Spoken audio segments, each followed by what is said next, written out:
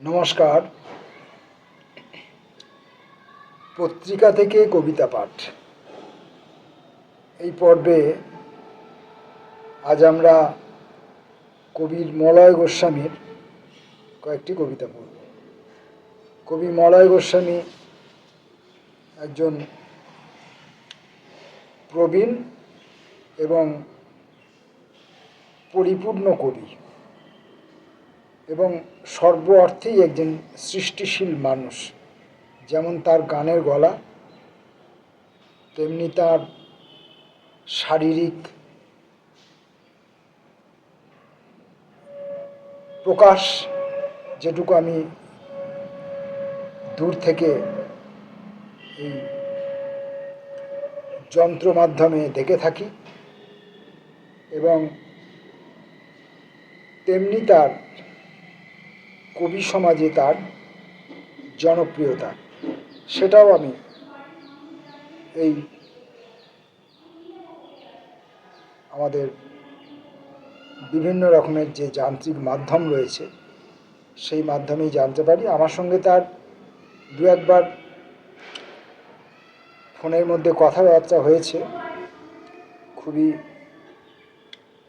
ভালো মানুষ, নরম মানুষ বলে আমার ধারণা হয়েছে। আর যা কিছু নরম, যা কিছু সরস, সেখানে সৃষ্টির সম্ভাবনা প্রকট হয়ে থাকে চিরকালই, আমরা এটা দেখে এসেছি। তাই তিনি একজন সব দিক দিয়ে একজন সৃষ্টিশীল মানুষ। আগেই বলেছি, পত্রিকা থেকে কবিতা পাঠ এই পর্বে আজ আমরা কবি মলয় গোস্বামীর একগুচ্ছ কবিতা পড়ব। কবিতা আশ্রম পত্রিকায় প্রকাশিত মলয় গোস্বামীর একগুচ্ছ কবিতা আজ আমাদের গন্তব্য। প্রথম কবিতার নাম ফরাত। আমি রোগা, আমি বুড়ো, আমি কাকলির মতো মিহি, আমি বনগা, আমি হাবড়া, আমি পুরনো সাঁতাল ডিহি, আমি ছেঁড়া পকেটের ফরাত শব্দ, মাঝে মাঝে ভাবি ধোঁয়া, আমি কবিতার ঈশ্বর মেঘ, আমি গরিবের চাল ধোয়ার জলের গুঁড়ো গুঁড়ো সিঞ্জন,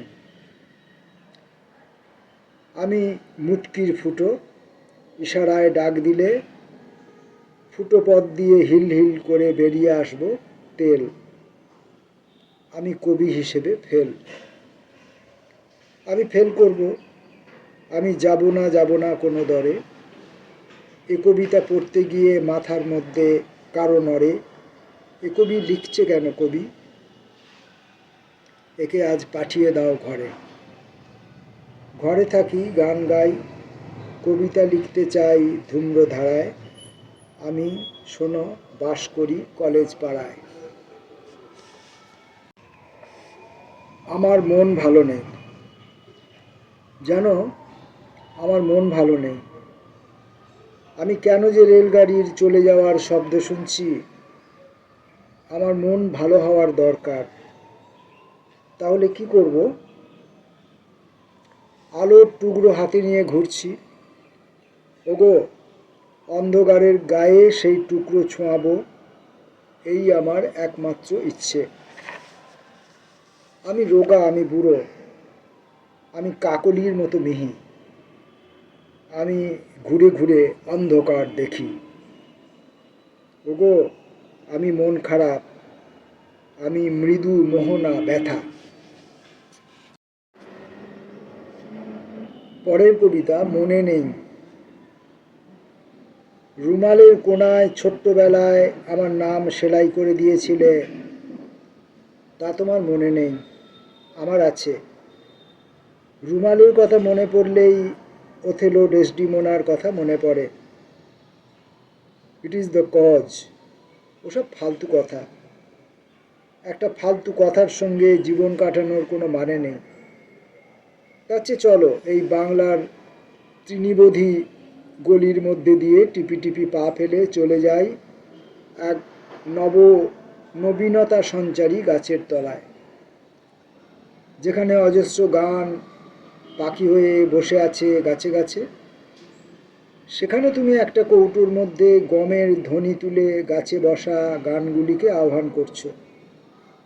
আকাশ বাতাস মুখরিত করে গমের ধ্বনি ডাকছে গাছে বসা গানগুলিকে।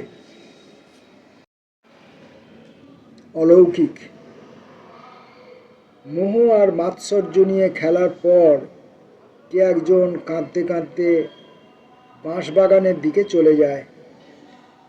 এ সমস্তই অলৌকিক।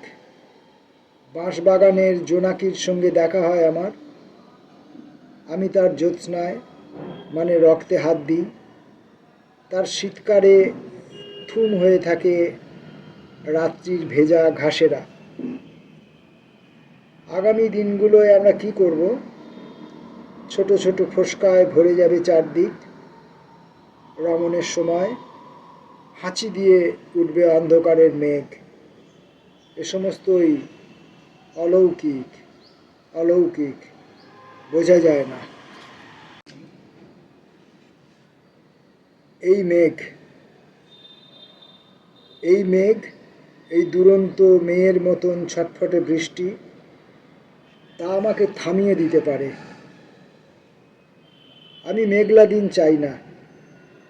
আমি স্বপ্নেও চাইনি নীল স্কুটার। তবু সে এসে দাঁড়িয়েছে ভেজা ইতিহাসের মতন। আমার কি হবে তা আমি জানি না। যেমন বৃষ্টিও জানে না তার আয়ু। আমি চাই আমার রুগ্ন বক্ষ অনাবৃত হোক, আর মধুর বৃষ্টি আমাকে ভিজিয়ে দিক। আমি খরিত হই। আমি মেঘের বন্ধু হয়ে একবার উদাসী হাওয়ার মতন গান গেয়ে উঠি, একবার বৃষ্টির শব্দ হয়ে সবাইকে ভালোবাসি। কবি মলয় গোস্বামীর কবিতা পড়ছি আমরা। এখনকার কবিতা, এবার নকল। তুমি মৃত্যুর মতো ঝুলে আছো ঘুম ঘোরে। তুমি সা পা ধার নির্সা। সকালে একটু জোরে। তুমি বাঁশের বাঁশির এক ফুটো দিয়ে ঢুকে মুখের ফুটোয় দিয়েছিলে তাল ঠুকে। তারপর থেকে মৃত সঞ্জীবনী গাছে আছে আছে গান আছে। আছে সুরের ছোড়ার ত্রিতালের এক আঘাতে মরে গেছে শুধু ভাতে। তাল চাই নে, ছন্দ চাই নে আমি। আমি যে তোমার বাঁশিটির চেয়ে দামি, তুমি তা কি বোঝো? ঘুম ঘোরে ঝুলে থাকা, এবার নকল, বন্ধ করো না পাখা। পরবর্তী কবিতা ভাবা। সুবাস নিয়ে ভাবছি, নদীর পাড়ে বসে পড়েছি। তুমি? চিন্তার মধ্যে সাইকেলের বেল, বনের স্লাইড, আত্মহত্যার চিন্তা। ওগো মেঘ, ওগো চিন্তা বিধুর ঝড়, তুমি কোথায় কোথায়? চিন্তার ভেতর ভাঙা ফ্লুটের শব্দ। সবাই বুঝছে ভাঙা, বলছে ভাঙা ফ্লুট ভাঙা ফ্লুট। ওরা বলছে, ভাঙা বলা বারণ। আমার মনকে ধুয়ে দিলেও কোনো লাভ নেই। বিতংশ আসবেই আজ। আমি সবটুকু বুঝতে পারছি না। কেবল বুঝতে পারছি গড়ানো সন্ধ্যায় একটা কবিতা লিখছি কবিতা আশ্রমের জন্য। হট্টগোল। ঘুমোনো বাঘের মাংস কি ভালো, না জাগ্রত বাঘের মাংস বেশি সুস্বাদু? এই হিসাব করতে বিধাতারও বেশ দেরি হয়। বিধাতা তাঁর স্বপ্নে টোকা মারলেই হলুদের গুঁড়োর মতো জ্যোৎস্না এসে মাংসে। কি লিখব? আচ্ছা, পতিত হয় লিখি। লিখি লবণ, লিখি মশলা। তাহলে বোঝা যাচ্ছে রান্না হচ্ছে রাত্রে। কেউ একজন শীষ দিয়ে উঠছে মাংসের উত্তেজনায়। কুছ না কহো, কুছ ভি না কহো। হঠাৎ আগুন শব্দ করে উঠল। কেউ ফোঁস ফোঁস করে বলে উঠল, ভাই 90 দশক চলবে না, বাঁধ কিজিয়ে। রান্না হতে থাকে মাংস, হলুদের গুঁড়োর মতো জ্যোৎস্না। হঠাৎ টুকরো টুকরো মাংস জোড়া লাগতে লাগতে পুরো বাঘ হয়ে ওঠে। আর যারা মাল টেনে রান্না করছিল তারা অগ্নিখণ্ডের মতো ছিটকে যাচ্ছিল প্রধান সড়কের দিকে। এবারের কবিতা এই সত্য। জীবন বৃত্তান্ত কিছু বলার মতো নেই আর। তুমি কি বিশ্বাস করো ভাঙা গিটারের ছেঁড়া তার, আবার বিলাপে সুর, আবার সে কহি দ্বীপ জলে বলতে বলতে কেঁপে এগোবেই? কোনো অভিনেতা সংলাপ ভুলে ফেলে বলবে, এ অভিনিবেশের পরম সফল কাল শুরু করে এ আমার জীবন। তুমি কি বিশ্বাস করো এই সত্য কিছু ভালোবেসে? কি আর বলবো বলো, যে নিশীথ পরাজয় চেয়ে অখিল সূর্যের কাছে কিছু রোদ এনে দিতে বলে চাঁদকে বলল, তোকে জ্যোৎস্নাও দিয়ে দিতে পারি। এটি উপহার নাকি? হেঁটে যাব এই সম্বলে।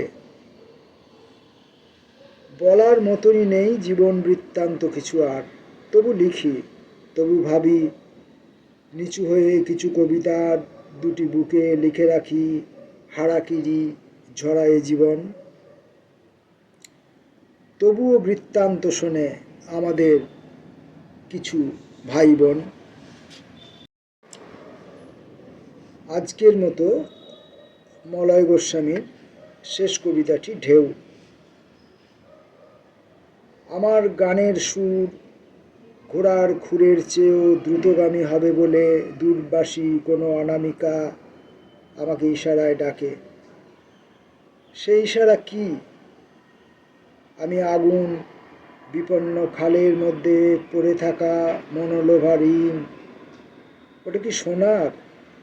এই প্রশ্নটুকু মরে গিয়ে পাথুরে বডির মতন খালের জলের নিচে কত বছর নিশ্চিন্দে থাকে তার হিসেব ওপরের পৃথিবী জানে না। দূরগামী মানুষ, তুমি খালের ওপরের পথে দ্রুত আর ধীর লয়ে চলাফেরা করো। কাছেই তোমার বাড়ি, তুমি প্রতিদিন যাওয়া আসা করবার কালে আমার সম্মুখে এসে একদিন জিজ্ঞাসা করো, অলিদের বাড়িটা কোথায়? এই সেই অনামিকা যাকে আমি অলি বলে ডাকি। ডাকি মানে গান গাই। সেই গান ঘোড়ার খুরের মতো স্থির ও শক্ত হলেও যখন লাগাম টানে তখন ঠেকাতে পারে না কেউ।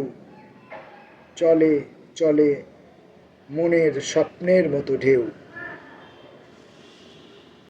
পত্রিকা থেকে কবিতা পাঠ এই পর্বে আমরা মলয় গোস্বামীর একগুচ্ছ কবিতা পড়লাম। প্রত্যেকটি কবিতা ছোট, সংহত, গভীর, ব্যাপৃত, বিস্তৃত। কবিতাগুলোর মধ্যে কবির বর্তমান যাপনের কিছু ইনফরমেশন রয়েছে, কিছু স্মৃতি রয়েছে, কিছু না বলা কথার বলে উঠবার প্রবণতা রয়েছে,